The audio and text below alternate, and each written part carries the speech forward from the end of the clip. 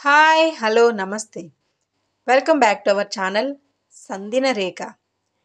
ఇక ఇవాల్టి టాపిక్ ఏంటంటే ఇండిపెండెన్స్ అంటే స్వతంత్రం. నిజానికి మన మహిళలకి ఇండిపెండెన్స్ వచ్చిందా? ఇది ఎన్ని డిబేట్స్ పెట్టినా, ఎన్ని గవర్నమెంట్స్ మారినా, ఎన్ని తరాలు మారినా పెద్ద క్వశ్చన్గానే ఉంటుంది. ఇంతటి పెద్ద సమాజంలో ఆడవారికి ఆడవారే శత్రువులు, ఆడవారే విరోధులు, ఆడవారే నమ్మక ద్రోహులుగాను ఉంటున్నారు. తల్లిదండ్రులు తన కూతుర్ని ఎంతో ప్రేమతో పెంచి పోషించి పెద్దయిన తరువాత ఒక రక్షకుడుగా భర్త చేతిలో కూతురిని పెడతారు. కానీ ఆ రక్షకుడే రాక్షసుడై ఇతరేతర సంబంధాలు పెట్టుకొని తన ప్రేమను నమ్మి వచ్చిన ఆ భార్య పిల్లల జీవితాలను ఎలా చిదిమేస్తున్నారో మనము తరచూ టీవీ పేపర్స్లో చూస్తూనే ఉన్నాం. ఇంటికే పరిమితమైన ఆడవారి సంగతి ఇలా ఉంటే, వారి ఫ్యామిలీని సపోర్ట్ చేయడానికి భర్తతో పాటు తను కూడా బయటకు వెళ్ళి ఉద్యోగం చేసే ఆడవారి పరిస్థితి ఇంకెలా ఉంటుందో.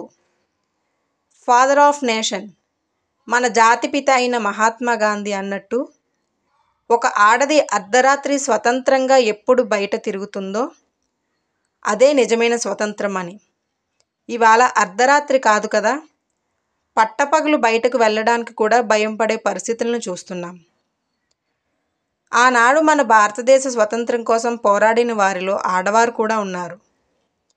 కానీ ఈ రోజుల్లో ఒక ఆడదాని ఎదుగుదల చూడలేక, చదువుల్లో కానీ ఇతర రంగాల్లో కానీ అభివృద్ధి చూడలేక, ఇంకొక ఆడది చేసే నీచమైన హేయమైన పనులను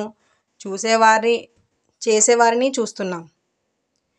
ఇక మగవారి విషయానికి వస్తే, ఎన్ని చట్టాలు వచ్చినా, ఎన్ని కఠినమైన చర్యలు తీసుకున్నా మార్పు రావడం అసంభవం. ఒక ఆడది తన తండ్రిని భర్తనే నమ్మలేని దుస్థితిన ఇంకా ఎవరిని నమ్ముతుంది? ఎవరిని నమ్మకలదు? మనం చూసేవి చాలా తక్కువే, బయటకు రానివి ఇంకెన్ని ఉన్నాయో. ఒక ఆడది కూతురిగా, భార్యగా, తల్లిగా, చెల్లిగా, వదినగా, కోడలుగా ఇలా ఇన్ని పాత్రలను పోషించినప్పుడు తప్పు చేసిన వారికి అవసరమైతే ఒక దుర్గామాతగా కూడా మారుతుంది. ఒక నిర్భయాని, ఒక దిశని, ఒక మోమితాని ఇలా ఎందరినో చూసాం. ఇంకెంతమందిని చూడాలి? వీరిని చూస్తే వీళ్ళు మనుషులా లేక రాక్షసులా అని అనిపిస్తుంది. వీరిని చూస్తే మన కళ్ళు కూడా మేము చూడలేము అని వాటి బాధను తెలుపుతున్నాయి. మన స్వతంత్రం కోసం పోరాడిన వారిని చూసి ప్రేరణ పొంది, మనం ఆపదలో ఉన్నప్పుడు ఎవరో వస్తారు, ఏదో చేస్తారు అని వారి మీద డిపెండ్ అయ్యేలోపు మనమే సెల్ఫ్ డిఫెన్స్ నేర్చుకోవాలి. ప్రతి ఆడపిల్లకి కరాటే, జిమ్నాస్టిక్స్ వంటి ఫిజికల్ ఎక్సర్సైజెస్ నేర్పించాలి. ఆడపిల్లకి చిన్నప్పటి నుంచి గుడ్ టచ్కి, బ్యాడ్ టచ్కి డిఫరెన్స్ చూపించాలి. అన్ని విషయాలను తమ పేరెంట్స్కి భయపడకుండా చెప్పే విధంగా మంచి బాండింగ్ ఉండేలా చూడాలి. అసాధ్యాలను సైతం సుసాధ్యాలను చేసే నా దేశంలో మహిళలు ఎంత స్వతంత్రంగా ఎప్పుడు బయటకు వస్తారో చూద్దాం. వీడియోని స్కిప్ చేయకుండా చూడండి. కంటెంట్ నచ్చితే లైక్ చేయండి, షేర్ చేయండి, సబ్స్క్రైబ్ చేయండి. Thank you.